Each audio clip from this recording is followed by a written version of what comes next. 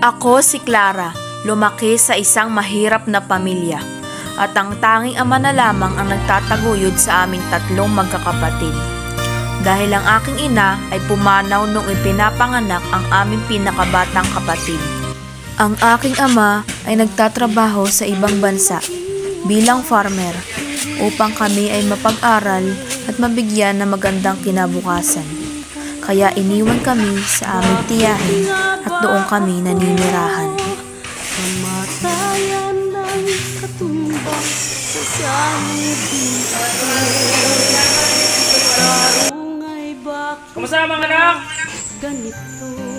Dito ako sa tinagtatrabahuhan ko sa farm. Okay lang po, tay. Marami ng Kahit na po yung mga kapatid ko.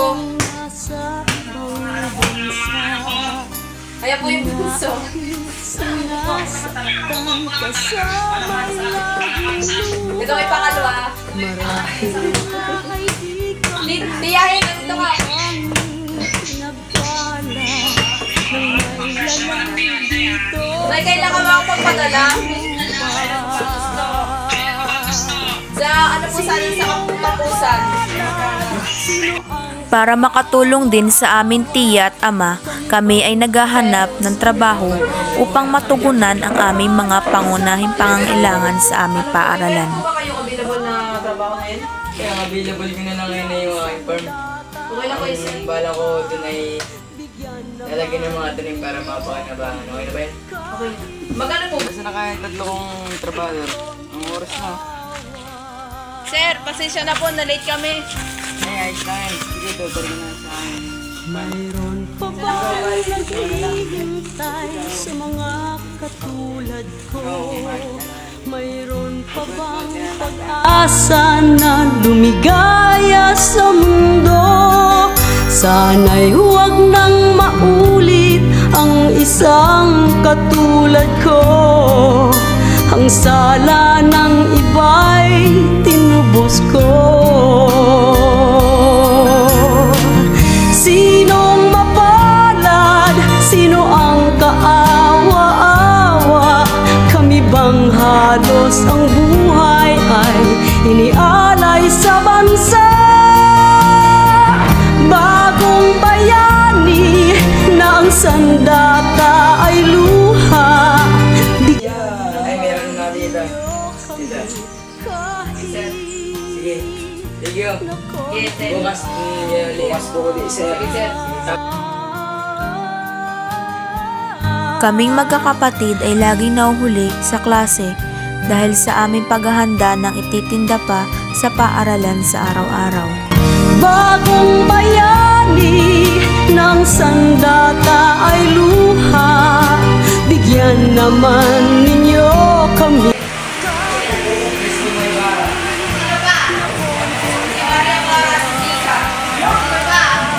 Umabot na kami sa puntong pinatatawag na ang aming tiya dahil lagi na lang kaming nauhuli sa klase. Kami bang halos ang buhay ay inialay sa bansa? Pinagsasabay namin ang pag-aaral at pagtitinda sa paaralan upang may maitulong kami sa aming tiya.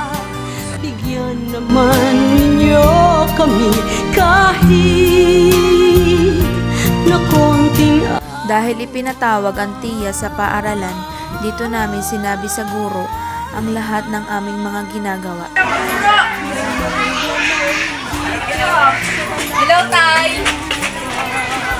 Sabi niyo tatay niyo. Hello po. Balita po mga anak, lagi daw kayong pinapatawag sa eskwela. Malapit na akong umuwi, dali kayo sa akin.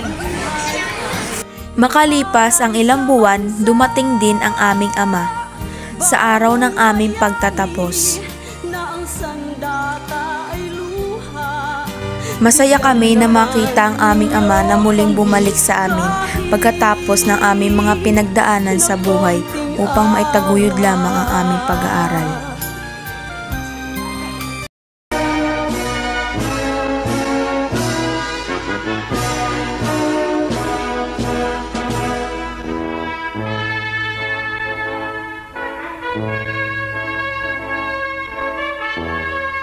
anak ko yan! Graduate na mga anak ko!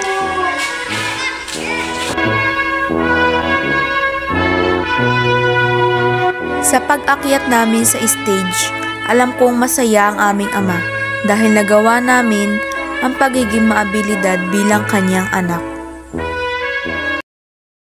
Sa kabila ng lahat ng aming paghihirap, nakapagtapos kami sa pag-aaral at nakauwi ang aming ama dahil ito sa aming magkakapatid na isinabuhay ang pagiging maabilidad.